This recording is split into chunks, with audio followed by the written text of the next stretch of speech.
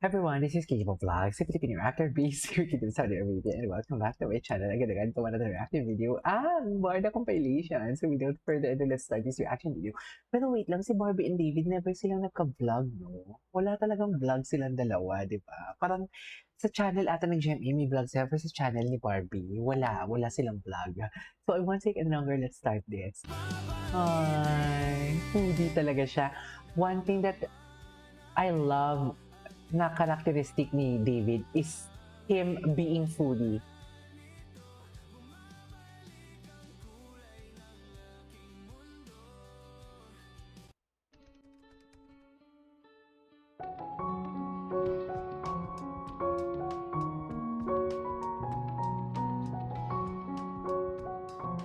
Ay, paano parehas pa kami nag-brush? Ay, hindi, mas malaki sa kanya. Ay, hello. Imagine yan yung lalaking nag-aabang kay Barbie after ng taping ni Barbie, no? Han, kamusta araw mo? Han! Bakit naman Han ang tawagan? Wala natin, baka Han.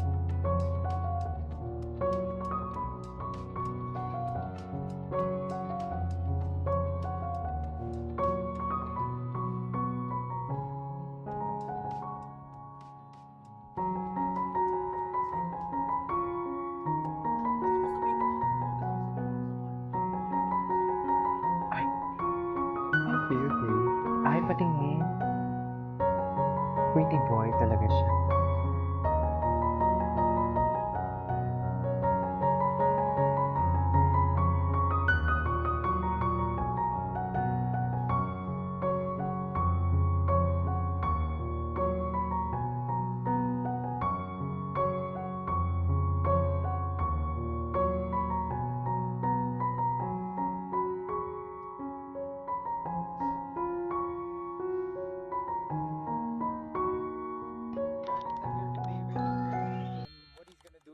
Someone with body odor. Ay. Body odor? Ay, wala ulit. Hindi. Ano, naging respectful na siya. Hug ko siya. Hug ko siya. Di ba? Siguro, ganun. Tatakbo. Uy, ano Ay, ba? tatakbo. Takbuhan ko na lang. Ay, wait lang.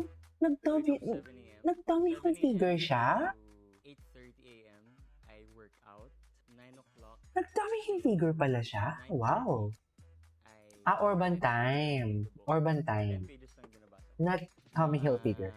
10 a.m. I eat until mga 10:30. 30 minutes siya kumakain. To 4 p.m. I work. Tapos mga 5, I work out again. Have dinner. 6 to 7. And then mga 8, I hang out with my friends or family. Then I sleep mga 12 a.m. Shop new arrivals from Tommy Hilfiger only on Urban Time. Mahal naman kasi. Sinabi dito mahal daw. Ay, sino na naman to? Andito ata si Mami Anita during this time. If I'm not mistaken.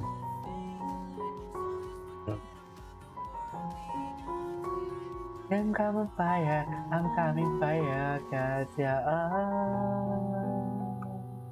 I need is the beauty and the beat. This might make my life complete. Cause by you, with music breaks the... Ay, So today we are here Ano? at Sobra Opus Mall in Quezon City, and we are going to be doing food tasting because we are releasing new menu of Sobra. ay. Nakailang kain na kayo sa Opo? Sarap naman. Teka lang nagugutom The ako food tasting of Ngayon new pa naman dishes wala akong na ginawa lunch. namin the past 3-4 months. Okay, first one, this is my super favorite. This is chicken in a sal of Sobra Cafe. So, Yan yung hindi ko natikman I sa love sobra. chili. So naisip ko na, why not lagyan natin Apa sa kasi Sobra talaga yung favorite ko eh. chili. Wait, try ko muna yung walang chili. What can I say? Super good. Kasi for me, favorite ko talaga yung thigh part. So here at Sobra, ginawa natin siyang boneless thigh chicken para mas malasa. Actually, I've been eating this like almost every day the past month. Okay, next. This one naman is a daing na bangus. Alam naman natin, meron tayong mga senior citizen dito kumakain sa Sobra and they don't Yes. want to eat mga beef, gusto nila seafood. So yun yung reason kung bakit naglagay tayo ng daing na bangus. So ito na, kaya natin siya. Daing na. Lasa siyang house. I feel like I'm home. And ang sarap din ng combination ng egg.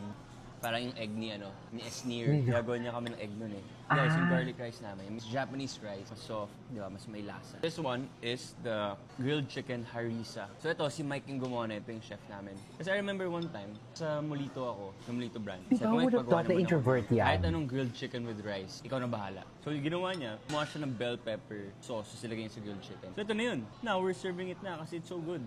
Natin na. So good talaga. Ano, may Cajun So good. taste. Na medyo Suffer. chicken teriyaki. But that's super good. Okay guys, so this one is the steak rice. Meron kami ribeye salpicao, but this one is different. Ribeye Steak salpicao. rice siya. Kasi I was in, I like eating sa mga cafes and sabi ko, ba't wala kaming steak rice? Doon ang galing yun. So this is the steak. Sarap. Grabe, this is so good. Alam mo, galing din talaga ni Mike eh. Galing din talaga siya magluto. Sana next year nasa na kami, Michelin. Hindi lang talaga sila nakapunta dito eh. Hopefully Ay. next year, we're gonna improve everything. So may butter siya. Look, kita niyo ba? Yan. So guys, this is a smoked salmon benedict. Try natin. It really is good. Wow, meron pang potatoes. Na-notice you guys, yung sobra, malaki talaga yung serving. Kasi again, our vision is sobra. So kaya naman siya naging sobra. So imagine mo, may potato ka na, dami niyan, may veggies ka. The bread is brioche para talagang soft siya. Even yung bread on its own, it's already so good. Okay guys, so this one is the fish. Wait lang. Talaga, sama tayo. Boy Scout kayo ah. Paano yung ganun? Tara, fish tayo. Thank you. Ay, Ingat ha.